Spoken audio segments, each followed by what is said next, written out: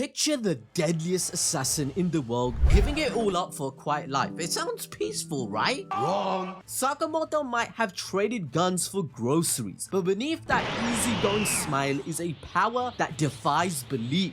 From feats that stun veteran assassins to transformations that leave enemies trembling, we're about to unveil the terrifying truth behind this family man. Trust me, by the end, you'll see why he's not just unstoppable, but why some even call him a kami of killing and isn't human at all. So 7 years ago, he retired to marry his now wife, going from the biggest chad in the world to the fattest. He may look like an unk at only 27 years old, but because a bounty is placed on him, we get to see him in action. Now, throughout the manga, Sakamoto proves his god of killing title. He performs feats that go beyond physics, claiming not a degree in anime bullshit science, no, he's got the masters. For instance, how does Sakamoto take a vacuum cleaner to suck on somebody's head to slam them through a wall?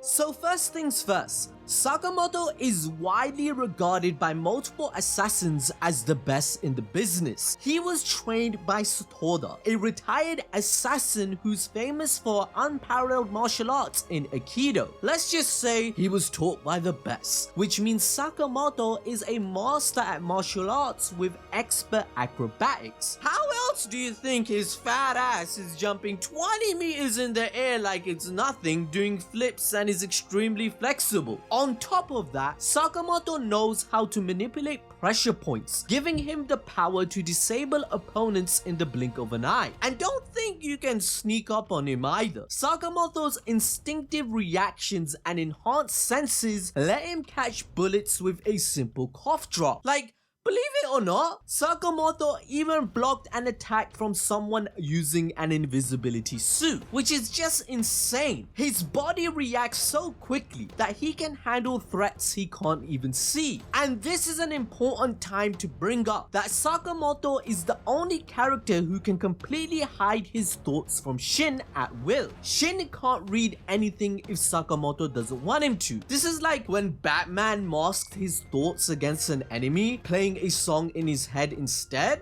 And yeah, I did just compare this guy to this guy. However, due to being a prodigy with unparalleled talent, Sakamoto has accelerated development in battle, meaning if an enemy is too fast at first, he'll adapt and catch up in no time, kinda like Saitama's Limitless. This was especially apparent when he started matching Kindaka's speed even though he was initially too fast for Sakamoto, given the fact that he is the fastest assassin in the entire manga. Now, another skill that makes Sakamoto a godly assassin compared to others is his versatility. He's like Jackie Chan out here. You put any weapon in his hands and he's a master immediately. Guns, bombs, knives, you name it. He's been a sharpshooter since he was 14 and was actually the best in Jaw, where recently he only became second. But what makes him even stronger is that if there's anything nearby,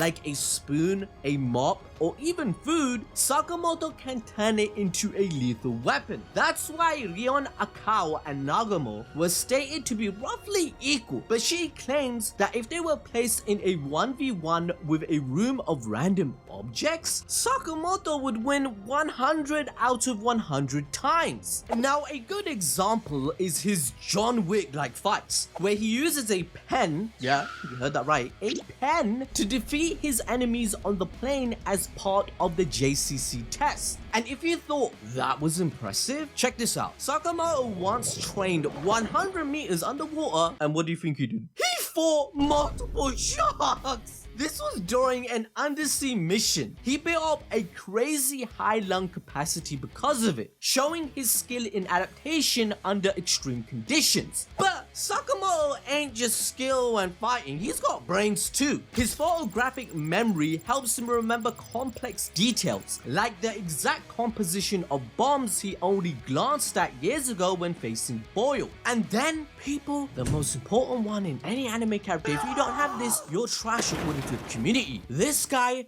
has aura. Literally, people say his mere presence feels like a powerful weapon. Like this dude who states Sakamoto is truly the ultimate assassin. Like Sakamoto's aura is so strong that despite Boiled being feared for killing 200 people and was known as a powerhouse, even he shoots bricks just by seeing Sakamoto in his skinny form. So this whole idea throughout the manga that this man Sakamoto is the kami of killing, it seems plausible given the fact that he has beyond human capability. Like you'd think flaming saunas would have anyone begging for relief, but Sakamoto, he's totally chill in temperatures high enough to cause spontaneous combustion. Then he'll casually take an ice bath at 1 degree and call it tepid, and even withstand potent poisons like Kobayashi's when he straight up tanks it and proves he's resistant to it, whereas other assassins were incapacitated. But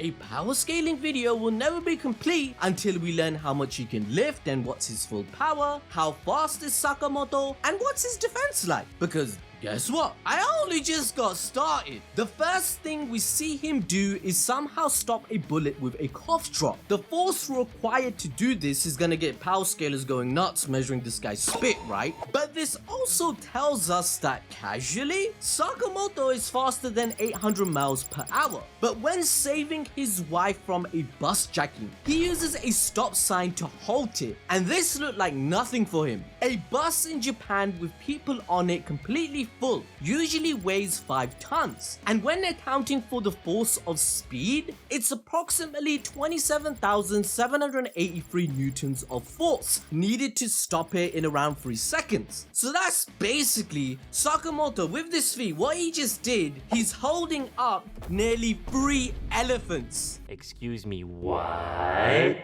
However, you might not think that's impressive, right? Yeah, I've seen better, stronger anime characters in other shows, but this is a fat ass man, right? So let's take Sakamoto's power to another level because he gets even stronger. In chapter 18 against Mashimo, he dodges a sniper bullet at point blank range, upgrading his speed to be faster than sound. Sakamoto then uses a rock from a huge distance to destroy the sniper, making Mashimo question whether or not Sakamoto is even human. Now let's ignore the insane accuracy it takes to do this from hundreds of meters away and focus on the power. The pressure alone to make steel fail is about 50,000 psi, which means if someone realistically got hit by that rock that he threw, they would obliterate instantly and die. These inhuman levels of strength seem normal for Sakamoto because in chapter 22, he used his bare hands to destroy a mechanical dinosaur, breaking its teeth and bones like they're nothing. And when the story moves forward, his feats start to get even more absurd. The scene in chapter 33, it's I'm just laughing just thinking about it. It's absolutely hilarious because it made my jaw drop. Now get this. He throws his wife hundreds of feet into the sky and catches her later on. Now given the fact he's throwing a 50-kilo woman that high into the air, that alone is crazy. But while she's in the air, gravity doing its job within a second, Sakamoto destroys every single threat before she can even notice. So at this point of the story, we've already established that even in his fat form, Sakamoto easily reaches hypersonic speeds somewhere between Mach 10 and Mach 25. But numbers alone don't do justice to the outrageous feats he pulls off. Now imagine this. In chapters 35 and 36, Sakamoto's forced to play roulette. Now you'd think it's all down to luck until he casually flicks a single chip at the spinning ball, making the wheel always land on red. No one else at the table even notices. They're left scratching their heads, wondering if the wheel's rigged. That kind of speed and precision might sound unbelievable, but for Sakamoto, it's a neat party trick. Then comes a game of Old Maid. Remember how Barry Allen, the Flash, once zipped around a prison card table, swapping cards faster than the human eye could see? Well, Sakamoto, he basically does the same thing. He picks up a card, checks it, puts it back, and returns to his seat in a fraction of a second, leaving every other player clueless. ridiculous. But these little demonstrations are nothing compared to what he does during training. Sakamoto ends up facing down 100 sniper bullets and manages to catch 99 of them with chopsticks. Now the idea of plucking bullets out of mid-air seems ripped right out of a martial arts fantasy movie taking the piss out of it, but for Sakamoto it's just a regular Tuesday fact. Now if that's not enough to make you think that this dude is pretty strong, in chapter 135 he squares off against Kamihate, the best sniper in JAR history, a marksman who never misses. But guess what? Against Sakamoto, he's my MC, he effortlessly dodges every bullet. And later in chapter 147, professional assassins suddenly fall over seemingly out of nowhere. Everyone's bamboozled. How is everyone falling on the floor? And only after the smoke clears do we realize that Sakamoto, he basically blazed past them at such incredible speed that he not only knocked them all out but also dismantled their guns in mid-run. But guess what? We learn in chapter 48 that Sakamoto in his fat form, it's a mere 30% in comparison to his prime power level. And it turns out by trying to always revert to his old fighting style, it was holding back the potential he had as a big guy. Plus there's the fact that he always nerfs himself in every fight because he's placed a mercy rule on himself to honor his wife's wishes, meaning he holds back in all fights. If he unleashed his full killing intent, it would be game over for most opponents. Now thanks to Granny Mia, his potential within the fat form is awakened. He seemingly gets a strength boost as he holds up the Tokyo Tower on his own. When Takamura cut in half, which mind you, Takamura to cut the Tokyo Tower in half, that requires 27 tons of TNT, which would put these characters at city block level. But Sakamoto, he's over here in his fat form with no issue, holding the skyscraper steady with a rope, which is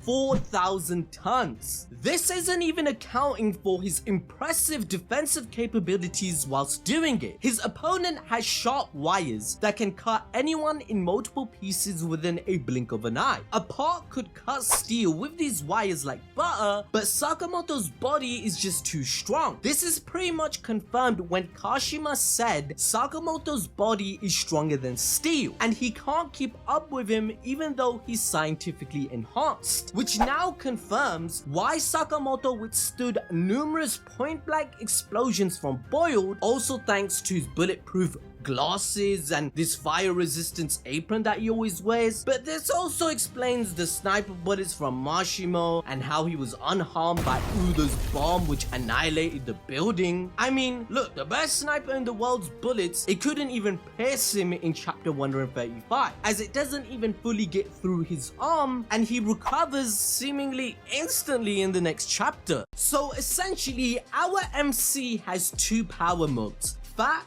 or slim.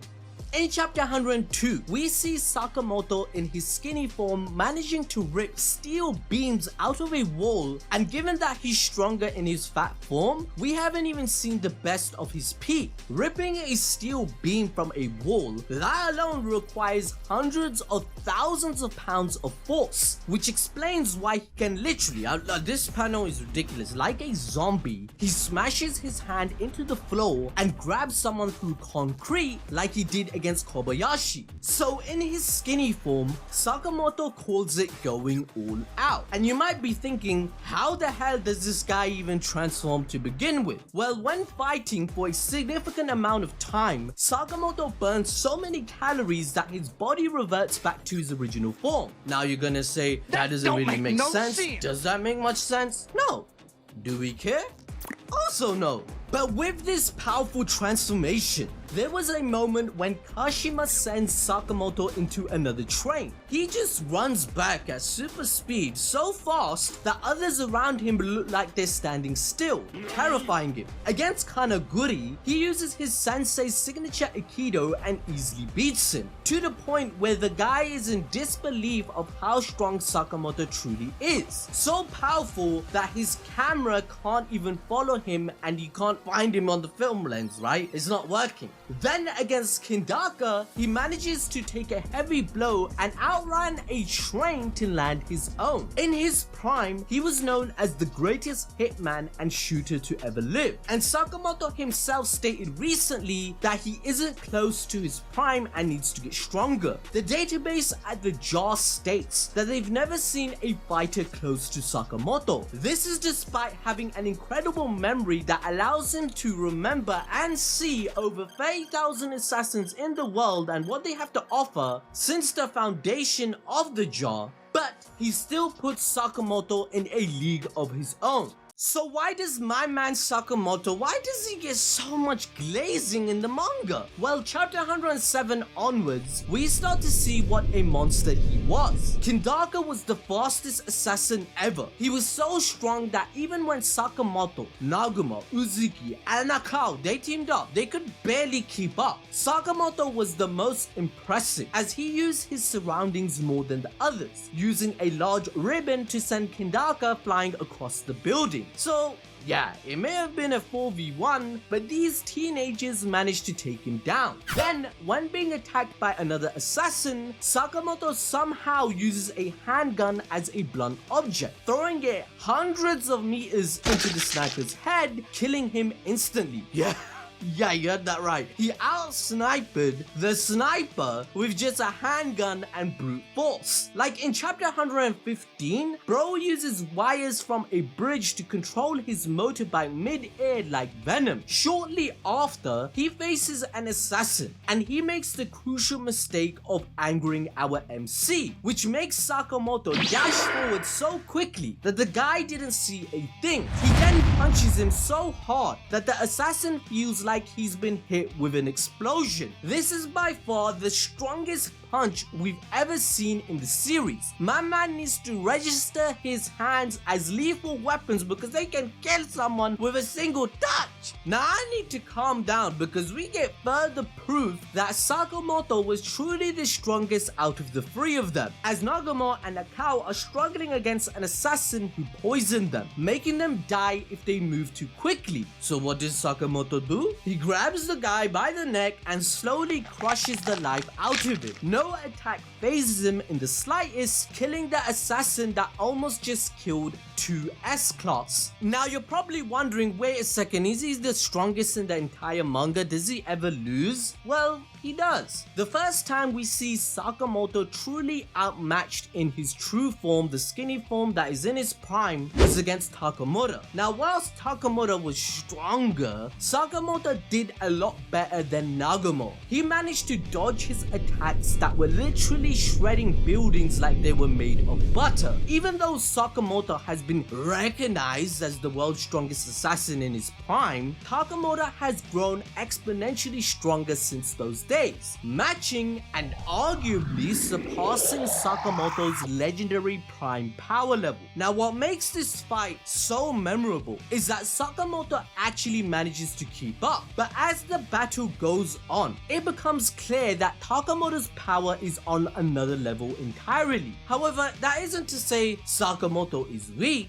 rather Takamura has ascended to a plane where no ordinary assassin, even a prime Sakamoto, can reliably stand toe-to-toe with him. It ultimately takes an incredible trick by Uzuki to catch Takamura off guard, and even that succeeds more by luck and surprise rather than raw power. So Takamura is someone no one in the series can truly surpass right now. However, there's another fight that makes things crazy interesting. Uzuki and Sakamoto, they're throwing hands, and you expect this to be difficult. Well, not really. When Uzuki uses his metal chains against Sakamoto, he simply Uno reverses it. Sakamoto basically uses substitution jutsu with his jacket, keeping his arm inside to catch Uzuki's weapon. And so, in classic Sakamoto form, he uses his enemy's own weapons against them, wrapping the chain around Uzuki and throwing him through multiple concrete pillars. Now, despite Uzuki seemingly dealing some amount of damage,